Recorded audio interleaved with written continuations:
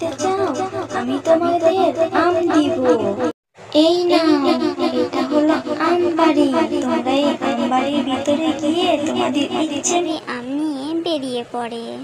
এই না, আমি জাদু করে এই ঘরকে বন্ধ করে দিলাম, আর ওই লোভী বাঘের ছানা ওইখানেই পৌঁছে মরো। তুমি এখান থেকে চলে যাও।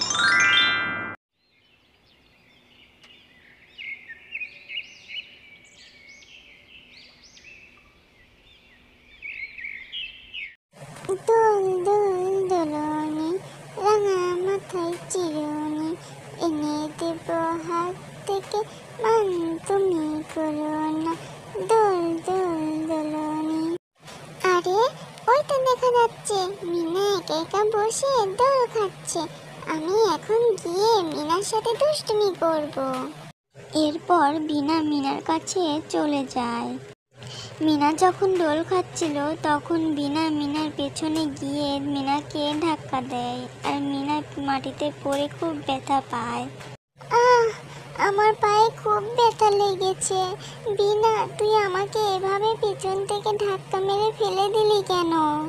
আমি যে পায়ের ব্যথায় আর উঠতে পারছি না। ঠিক হয়েছে, তোকে দোলনা থেকে ফেলে দিয়েছি, খুব মজা লাগছে। তোকে কষ্ট পেতে দেখলে আমার খুব ভালো লাগে। একা একা দোল খাচ্ছিলি, এখন দেখ কি মজা।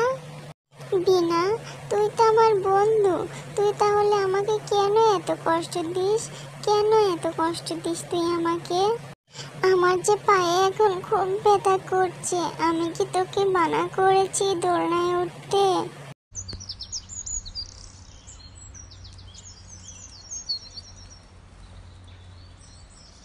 মা, আমার পা দুটো না খুব ব্যথা করছে। জানো মা, আজকে দোলনা খেলতে লেগে বিনা আমার পেছন থেকে ধাক্কা মেরে দিয়েছে। আমার পায়ে খুব ব্যথা লেগেছে। পায়ের ব্যথাতে তো এখন ঘুমও আসছে না মা। মিনা, তোকে আমি কতবার বলেছি যে ওই জঙ্গলের মধ্যে তুই দোল খেতে যাস না, তুই আমার কোনো কথাই শুনিস না। তুই যে পায়ে চোট পেয়েছিস, তুই আমাকে আগে বললি না কেন? মা, তুমি আমার পায়ে তেল মালিশ করে দাও না মা, না হলে যে আমার রাতে ঘুমিয়ে আসবে না।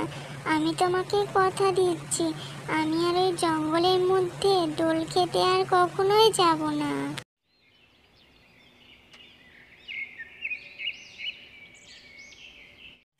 ও মা, তুমি কোথায় যাচ্ছ? তোমার সাথে কি আমাকে নিয়ে যাবে মা? না রে মা, আমার সাথে তোর যেতে হবে না। আর তুই তো পায়ে চোট পেয়েছিস, এত দূরের পথ হেঁটে যেতেও পারবি না। আমি ওই দূরে পুকুর পাড়ে যাচ্ছি পানি আনতে। আচ্ছা মা, তাহলে তুমি যাও। ও মা, তাহলে আমি একটু বিনার সাথে খেলা করে আসি, একটু পরেই চলে আসবো। আরে, তুই এ কি বলছিস? তুই আবারও বিনার সাথে খেলতে যাবি? ওই বাঘিনীর মেয়ে বিনা তোকে একদমই সহ্য করতে পারে না। কালকে দোলনা থেকে ফেলে দিয়েছিল। যদি কোনো বিপদ হয়ে যেত, তোকে ওর সাথে আর খেলতে যেতে হবে না। ও মা, যাই না, বিনা ছাড়া যে আমার কোনো খেলার বন্ধু নাই। আমি মানা করলেও তো তুই শুনবি না। আচ্ছা, তুই যাচ্ছিস যা, কিন্তু আমি পানি নিয়ে আসার পর যেন দেখি তুই বাড়িতে, তাড়াতাড়ি বাড়িতে ফিরবি।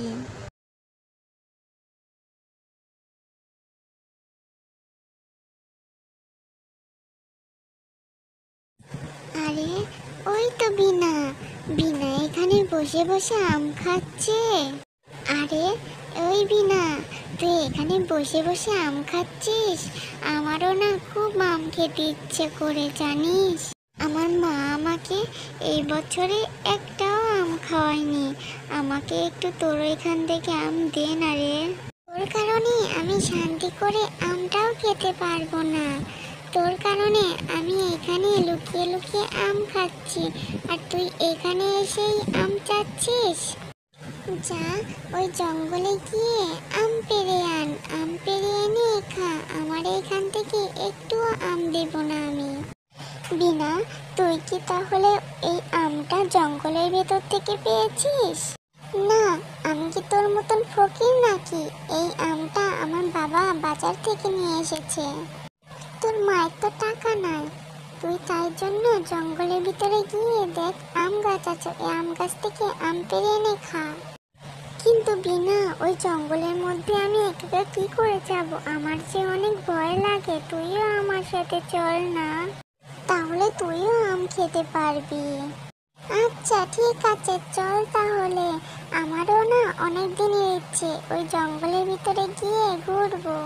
শুনেছি ওই জঙ্গলের ভিতরে নাকি জাদুর আম গাছ আছে। চল মিনা, আমরা দুজনেই তাহলে যাই ওই জঙ্গলের ভিতরে।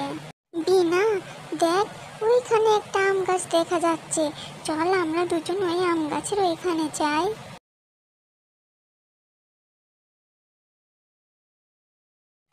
আরে মিনা, দেখ এই গাছটা কত বড়, আর কত বড় বড় আম ধরে আছে।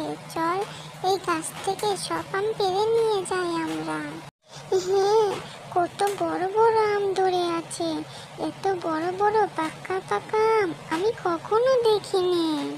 কিন্তু এই গাছ থেকে আম পারবো কি করে? আমি তো গাছে উঠতেই পারি না। বাচ্চারা, তোমরা আম খেতে চাও? আমি তোমাদের আম দিব। এই নাও, এটা হলো আম বাড়ি। তোমরা এই আম বাড়ির ভিতরে গিয়ে তোমাদের ইচ্ছে মতো তোমরা আম খাওয়া নিয়ে যাও। আর একটা কথা মনে রেখো, তোমরা যতটুকু আম খেতে পারবে শুধু ততটুকুই নিবে। ও বাবা গো, এটা তো দেখছি একটা জাদুর আম গাছ। এই আম গাছটা আবার কথাও বলে, আবার একটা আমের বাড়িও। ঠিক আছে আম গাছ, আমরা আমাদের প্রয়োজন মতোই আম নিব। বিনা, দেখ দেখ এই আম ঘরে কত আম।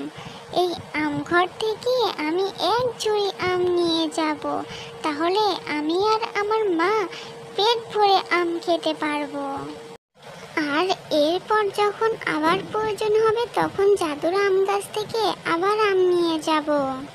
মিনা, আমি তোর মতন বোকা নাকি যে আমি এক ঝুড়ি আম নিয়ে যাব? আমি এখান থেকে অনেকগুলো আম নিয়ে যাব, আর এই আমগুলো নিয়ে গিয়ে বাজারে বিক্রি করলে অনেক টাকা পাবো। তুই যা তো, তুই এক ঝুড়ি আম নিয়ে বেরিয়ে যা, আমি এখান থেকে অনেকগুলো আম নিয়ে যাব। তারপর মিনা সেই আম ঘর থেকে এক ঝুড়ি আম নিয়ে বেরিয়ে পড়ে।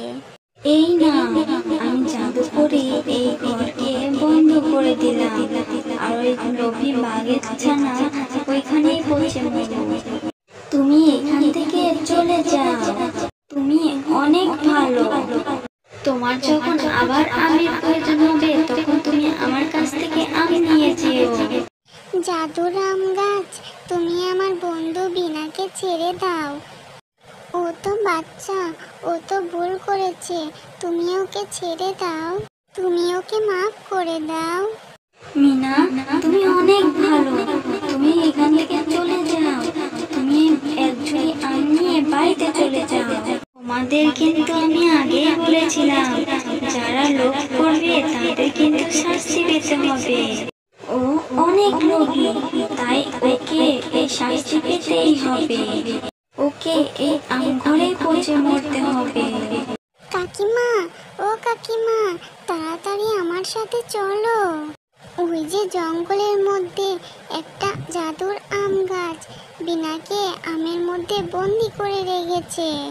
বিনা লোভ করেছিল, অনেক আম বাড়িতে নিয়ে আসতে চেয়েছিল, তাই জন্য জাদুর আম জাদু করে বিনাকে শাস্তি দিয়েছে।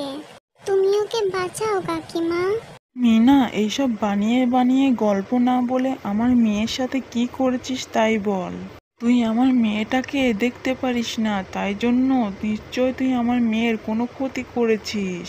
এই ছোট লোকের বাচ্চা, তাড়াতাড়ি সত্যিটা আমাকে বল। না না, তুমি এসব কি বলছো কাকিমা?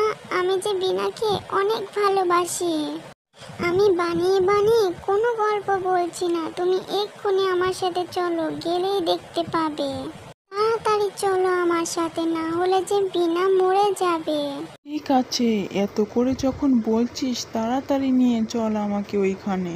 পরমিনা বাঘিনীকে জাদুর আম গাছের কাছে নিয়ে যায়। আরে কোথায় কোথায় আমার বাচ্চা, কোথায় আমার মিনা? এই জাদুর আম গাছ, আমার মিনাকে ফিরিয়ে দাও। কোথায় রেখেছো আমার মেয়েকে? ছেড়ে দাও বলছি আমার মেয়েকে। বাঘিনী, তোমার মেয়ে তোমার মতন হয়েছে। তোমার মেয়ে লোভের শাস্তি পেয়েছে। তোমার মেয়ে লোভ করেছিল, লোভ করে আমার জাদুর আম্বার থেকে অনেক আম নিয়ে যেতে চেয়েছিল, তাই জন্য আমি তাকে শাস্তি দিয়েছি। আমার মেয়েকে ছেড়ে দাও জাদুর আম গাছ। আমার ওইটুকুনি বাচ্চা মেয়ে, ওকে তুমি শাস্তি দিও না। আমি ওর হয়ে মাপ চাইছি তোমার থেকে, তুমি ওকে ছেড়ে দাও। হ্যাঁ জাদুর আম গাছ, তুমি দয়া করে আমার বন্ধু বিনাকে ছেড়ে দাও। ও আর কখনো লোভ করবে না, আমরা আর কখনোই আম খেতে আসবো না, তুমি ওকে ছেড়ে দাও। তুমি কত ভালো, তোমার বন্ধু তোমার সাথে কত খারাপ আচরণ করে, কিন্তু তোমার বন্ধুর জন্য তুমি কত কষ্ট পাচ্ছ। আর তুমি প্রতিদিন আমার এই আম ঘর থেকে প্রতিদিনই আম নিয়ে যেও এক ঝুড়ি করে। এই না, তোমার বন্ধুকে আমি ছেড়ে দিলাম। মা, তোমরা এসেছো? জানো, আমার ওই আম ঘরের ভেতরে দম বন্ধ হয়ে আসছিল, আমি মনে হয় মরেই যেতাম। আমি আর কখনোই লোভ করব না, আমি আর কখনো দুষ্টুমি করব না, আমি আর কখনো মিনাকে কষ্ট দেব না। মিনাকে আমি অনেক কষ্ট দিয়েছি, আমি আর কখনো মিনার সাথে খারাপ ব্যবহার করব না, আমি সবার সাথেই ভালো ব্যবহার করব সব সময়।